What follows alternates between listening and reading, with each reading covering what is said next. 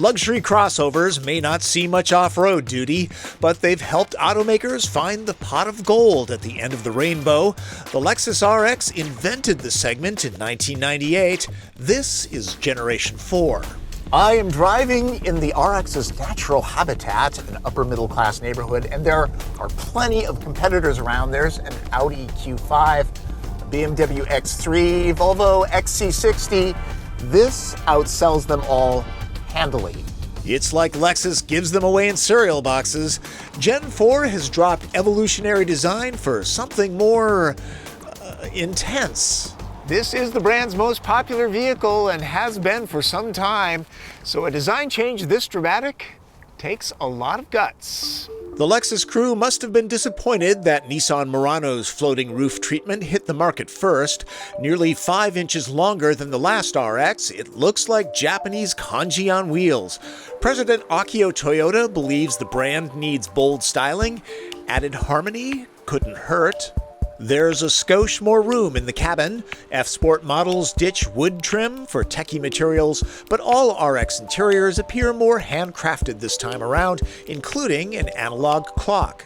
RX 450h is the hybrid version. This RX 350 runs with a 3.5-liter six-cylinder that alternates between Atkinson and Otto cycles.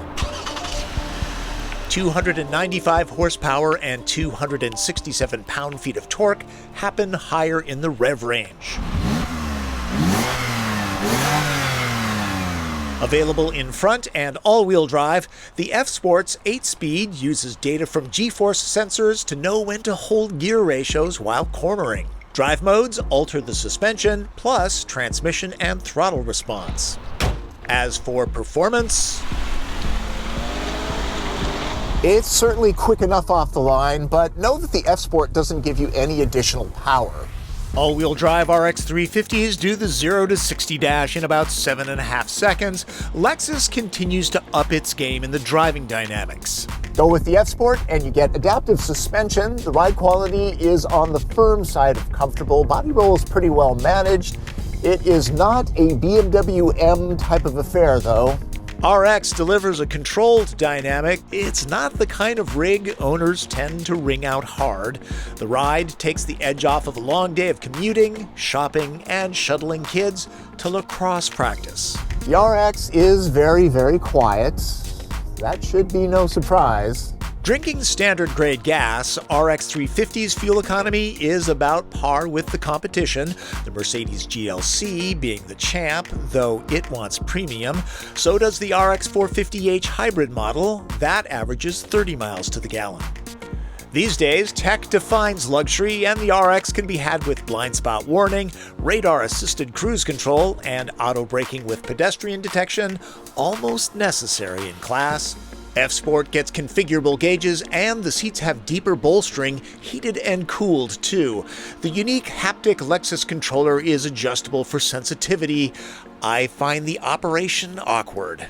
Seats slide fore and aft. They also recline. Campers, or maybe glampers in this case, should be happy back here. No transmission tunnel to deal with, that's good. The usual storage is here. There's one power port for back passengers to share. It's possible to get 3 average-sized adults in here.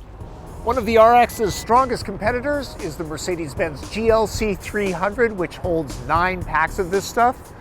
Let's get ready to rumble. 4 people can go skiing and still keep their gear inside. Not all vehicles get a spare these days. Cargo-wise, there will be no takedown by the GLC. The Lexus matches it at 9. Front drive models start at just under 43 grand. The RX may have been the first luxury crossover, but the segment is now crowded with competitors. Lexus knows its customers well. Time will tell if loyal buyers find the daring creases appealing, or if Lexus designers have crossed the line. The seats have their own story. You might have heard that Lexus starts with a stitched and finished exterior, then fills it with foam so the skin fits perfectly. The covering adheres itself to the foam so there's no slipping. Tough to replace part of it if the upholstery is damaged, I have to imagine. I normally don't dwell on design, but it's a big deal with the RX. More than any car in a long time, I sat and stared at it to get an idea of where the lines were going and what the designers were trying to do. I like the crisp folded lines of its little brother, the NX.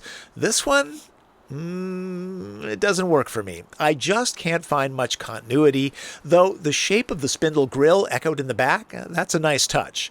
I talked to a few previous generation RX owners, and they were definitely divided. My guess? It will continue to sell very well. Time and sales will tell how it's received. Ladies, gentlemen, that is my opinion of the 2016 Lexus RX 350. And it's been a while since I've said this, so I'm going to go ahead and lecture. Remember, if you're buying a vehicle, test drive, test drive, test drive. Yes, I have talked to people who have bought expensive vehicles without actually test driving the competition.